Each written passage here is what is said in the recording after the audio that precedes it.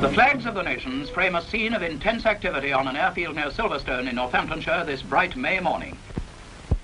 Here on this British motor racing circuit, the world's leading aces, with their supercars, mobile workshops, team managers, mechanics and all the paraphernalia which must accompany them, are preparing for the greatest of all races, the Grand Prix d'Europe. They are here from Italy, France, Switzerland, Belgium, Siam, Era and the Argentine, and of course Great Britain. It's a great and colourful day for British motorsport. This year, the Royal Automobile Club has been granted the honour of organising this Battle of the Giants, the first time ever that the title has been permitted to leave France or Italy. In the paddock, mechanics and even the drivers give the final touches to the cars, while in the shade of the marquees a suitable welcome is prepared for the vast concourse of 100,000 people who will attend the race. It's a great motorists' get-together day, a day for parties, official and private. We look in for a moment at a cocktail party given by the Guild of Motoring Writers to the foreign press and officials. Colonel F. Stanley Barnes, clerk of the course, slips in to meet old friends, as does John Cobb, holder of the world's land speed record. We pick out that internationally famous figure, Earl Howe, wearing his customary cap. Others are doing themselves rather well in the food line, but while some eat and drink, the preparatory work must continue. There are the finishing touches to be applied to the stands and the scoreboards. In the paddock, where the competitors are waiting, we catch a glimpse of Bob Gerrard, one of Britain's leading drivers, discussing with his wife, Joan, plans for the race. Cuthbert Harrison, another fine ERA driver, wonders, it seems, what he should wear.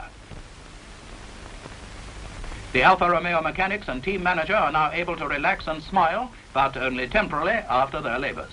One mechanic sends a postcard home, and greatly impressed he is by the mobile post office, which is so handily placed. But now the time draws near for the cars to be on the course. Here is France's only hope in Grand Prix racing, the big 4.5-litre unsupercharged Talbot, so much larger and heavier than the Type 158 Alfa Romeos of 1.5 litres and with two-stage supercharging. On the evidence of past form, the 8-cylinder Alphas are the fastest cars of post-war racing. They are the leading attraction today, and the spectators, they have been streaming in like this, by coach, car, motorcycle, push bike and on foot, since early morning, to take up their vantage points all round the 2.8 miles course. Press officer Dudley Noble is harassed by all and sundry from the nation's newspapers. I'm sorry, old chap, but there is just not a single track pass left. An early arrival is the chairman of the Guild of Motoring Writers, Basil Cardew, who discusses the race with Earl Howe. For the enormous crowd today, there is a curtain raiser to the race. Brought here for its first public appearance and a demonstration run is the BRM, a car built by a group of enthusiastic firms and individuals who are determined to establish Britain on the Grand Prix racing map. Raymond Mays takes it round the course for all to see. Excitement builds up as the cars leave the paddock for the pits. There goes number 11, Harrison's pre-war ERA, impeccably prepared as usual. There are still last-minute adjustments to be carried out as the cars take up their positions in front of their pits. Number 23 is the British 1.5-litre four-cylinder Alta, built by that great enthusiast Geoffrey Taylor. The driver's nerves are taut, but they hide it well. These last few minutes before they go up to the starting line are the most nerve-wracking of all. Baron de Graffenried can even perform a happy jig for the benefit of Bera, the Siamese prince, who is also driving a Maserati.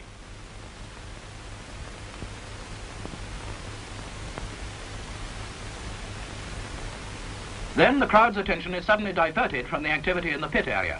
Their Majesties the King and Queen, accompanied by Princess Margaret and Lord and Lady Mountbatten, have arrived on the course. It is the first time the reigning sovereign has attended a motor race in Great Britain. The drivers are presented to the royal party. The Queen chats with Baron de Graffenried. Princess Margaret asks Bera what his chances are against the all-powerful Italian team.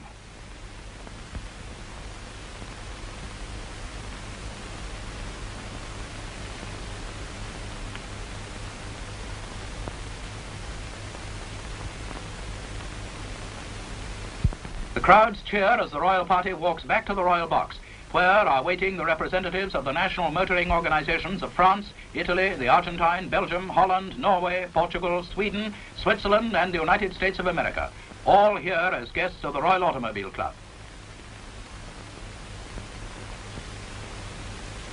The Royal Standard flies over the course as the drivers return to their cars and officials begin to clear the course. The cars are now being warmed up. Bob Gerard's Old Faithful is the first to break into that full-throated roar which is music to the ears of racing enthusiasts. Baron de Graffenried is all set to go. Bureau sits in the cockpit and gives final instructions to his mechanics. The cars are lined up alongside the pits. Some of the drivers have still not appeared, but they're in the background not far away. The crowd continues to wait expectantly. These enthusiasts are on the outside of the circuit, packed like sardines, but they're loving every minute of it. There are not many minutes left now, but still there is action in front of the pits.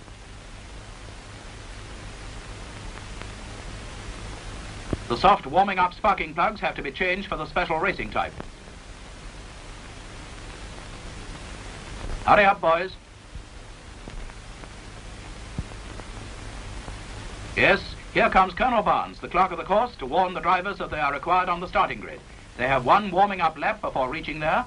Colonel Barnes motors on to close the circuit.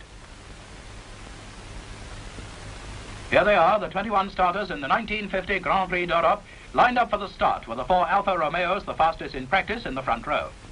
An official warns them of the passing minutes. There it is, 1 minute to go. The cars are started up, the drivers wait tensely for the dropping of the flag, and they're off. It's a good start with the Alfas in the lead and the pack tearing behind. Mechanics and others scramble back to the pits where lap charts and stopwatches are now in operation. Farina gets in front for the first lap in 1 minute 50.6 seconds, a speed of 94.02 miles per hour. He is followed closely by his teammates Fangio and Fagioli, then Reginald Parnell, the Britisher. Then comes Berra in the Maserati and Martin in the Talbot.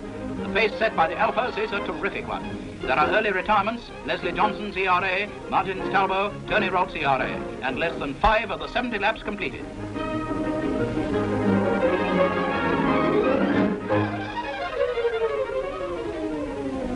On the hangar straight, the Alfas are well over the 100 miles an hour mark. Their acceleration through the corners is highly impressive.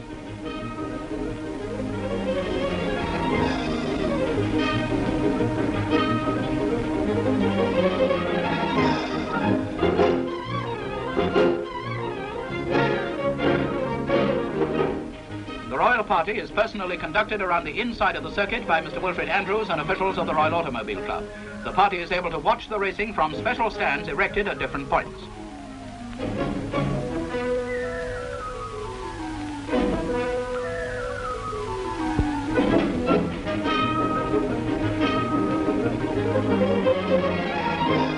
The King and Queen are keenly interested in every corner. They ask questions about the speeds, the technique of the drivers, the type of cars in use, etc.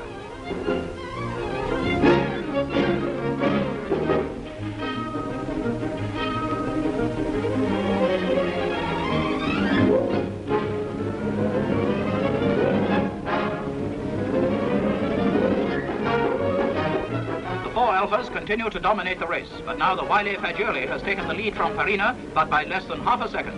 Fangio is third, Parnell fourth, Berra fifth, and de Graffenried sixth. The Italian racing colours, that vivid red, are thus in the first 6 places. Behind come the Talbots, driven by Camontou and Rossier, and the ERAs of Gerard and Harrison, the two latter having their own private duo. 19 laps covered, and Farina is back in the lead, a second ahead of Fagioli.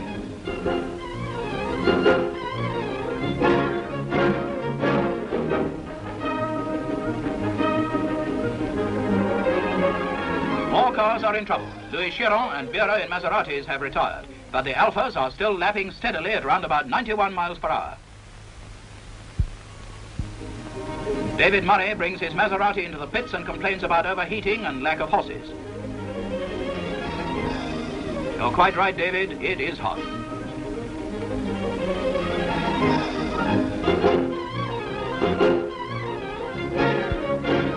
Now what's to do?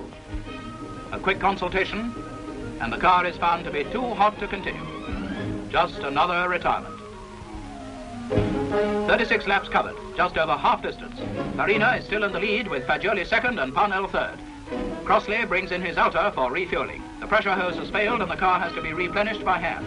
As a result of this mishap, the operation takes 2 minutes, 5 seconds. Fangio has already stopped for refueling. It occupied only 25 seconds but lost him third place. Parnell stops later, just 30 seconds. Wonderful examples of efficient pit management by the Alfa Romeo organization. The four Alphas continue to draw steadily away from the rest of the field, but the interest of the crowd is maintained. Four Talbots are still running, one driven by Johnny Clay, the Belgian. Gerard and Harrison in the ERAs and David Hampshire and Joe Fry in Maseratis are still there.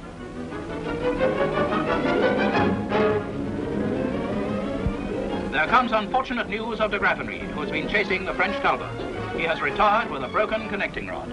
His car is pushed off the course, and the driver, a picture of utter dejection, returns slowly on foot to the pits. The royal party makes a tour of the pits to talk to the backroom boys.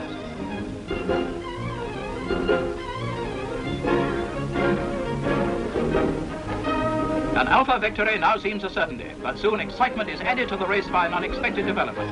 A terrific duel has arisen between Farina and Fangio, now in second place. Signals go out to the Alpha driver.